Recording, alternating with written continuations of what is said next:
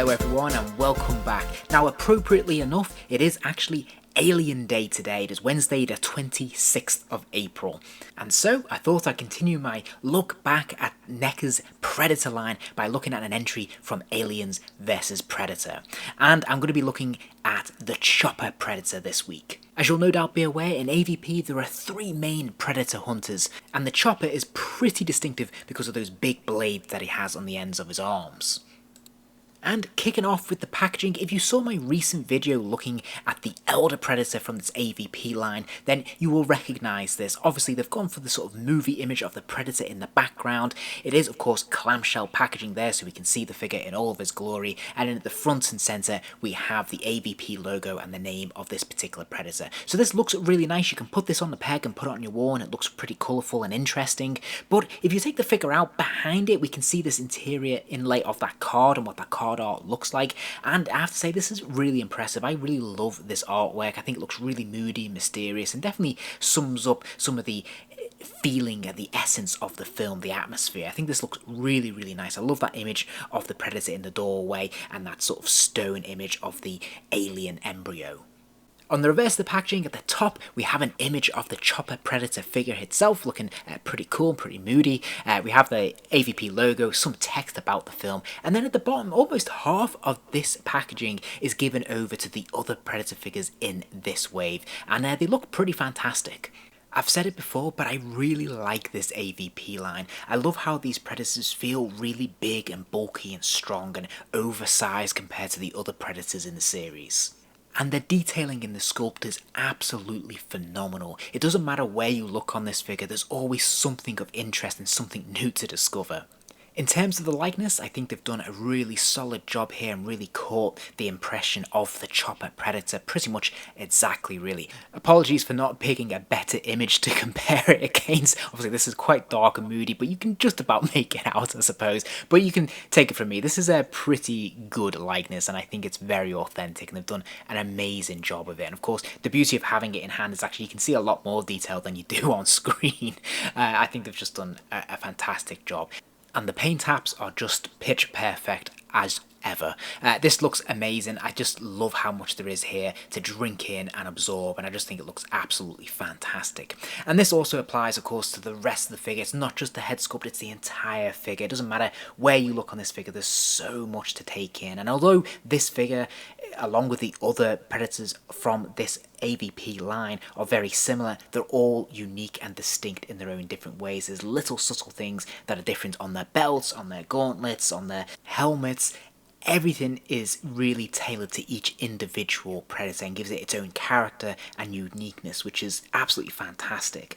A couple of points I did want to highlight though on these figures is that, as we can see with this gauntlet, I really love this. It does lift up and it has this folding flap here, and of course there's a lot more detail underneath. Again, fantastically sculpted, wonderful paint wash running over it, but I really love that this is interactive. This was certainly missing on some of the earlier Predator figures. I think this was the first time they did this in the line, and I think it's just a tremendous treat. I love how well this works.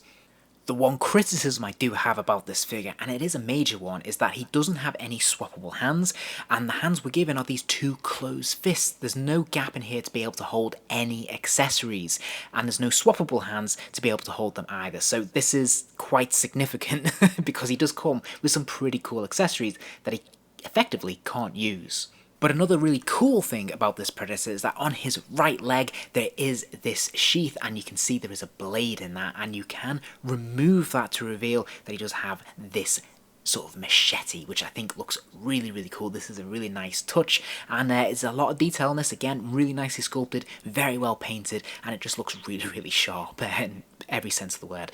So I think this is a really nice addition and is very well rendered. He also has some really cool articulation as well. So he has a ball joint in the head, which actually allows the head to not only just swivel from side to side, but it can also lean from left to right and nod up and down.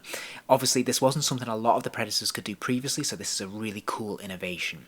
Now, he has a ball joint in the shoulder, so the arms will lift up and out. There's a complementary bicep swivel there, double joints at the elbows, and there is also a swivel at the top of his gauntlet there, as well as a pin swivel at the wrist, so his hand can rotate all the way around as well, and it will also sort of wobble forwards and backwards. It is limited a little bit by that gauntlet, to be honest, but that's fine. He does have a joint in the upper torso, so he can move from side to side. It doesn't really lean left or right or bend forwards or backwards. There's another swivel at the bottom of his waist that almost looks like a ball joint, but again, it only moves from side to side. It doesn't really bend forwards or backwards. Now there's a ball joint to the hip, so the legs will kick out to the side, and you can rotate it around a little bit as well to get a bit of extra movement out of it there. There is also a pin swivel at the knee, so that lower leg will move all the way around as well as hinging. As you can see, the legs will kick forwards, they'll kick backwards a little bit, and then we can bend that knee to just over 90 degrees, which looks pretty solid. And then finally there is another pin swivel at the ankle, allowing that foot to hinge forwards and backwards slightly and move from side to side. He also comes with some really fun accessories, including his backpack with plasma cannon, 4 individual blades that go into his wrist gauntlets, his knife-edged razor disc, his short version of the staff, and 2 skulls on sticks. Both of these skulls are very similar, but they are very subtly different. And as we've seen with the rest of the Predator figure, there's a lot of detail here and a lot of fine paintwork as well to really enhance it. So these look absolutely fantastic and they're a really nice prop. Now they also serve one extra function as well, is that you can actually strap them into the back of the Predator. As you'll notice, there is this little hook on his right shoulder where you can just clip it into place. Now you might have to persevere a little bit to make sure that you get it at just the right width so it stays in nice and steady and strong, but as you can see, this has the effect of it hanging over his shoulder and it looks pretty cool. Now I've seen images where both of these skulls appear on each shoulder, but I have no idea how you can get the one over the left shoulder since there isn't a hook there, so I might be missing something, but all I've been able to manage is just the one. And whilst we're speaking about shoulders, of course he has his shoulder cannon and his backpack, which as you can see there's 2 grooves here and 2 little clips on the backpack itself that you have to clip into place. This takes a little bit of perseverance to get past the hair and you have to kind of snap it into place. Once it is in place, it will be very snug and secure and it looks pretty solid.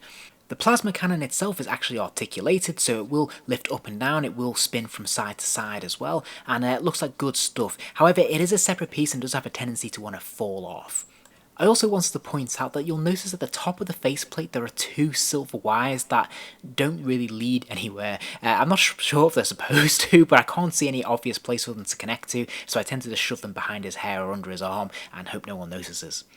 And taking a closer look at those wrist gauntlets, we did see those blades before. As you can see, they just literally snap into place. And we have 2 different lengths of blades. We have a short blade and we have a long blade, as well as, of course, the smaller wrist blade at the top of the gauntlet there.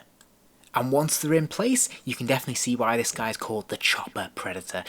This looks pretty menacing and pretty fearsome, and I think they've done a really cool job with this guy. He looks absolutely phenomenal. I think they've done a fantastic job, and yeah, he looks great. So, final thoughts, yeah, I can't really fault this guy, other than his closed fist, which just seems like a really odd choice. I'm not sure what the thinking was there to not have at least one gripping hand, but nevertheless, this still looks really cool. They've done a really great job when it comes to the sculpting and the paintwork, and he looks fantastic on display. If you enjoyed this video, please do give it a like and remember to subscribe as there'll be plenty more videos soon.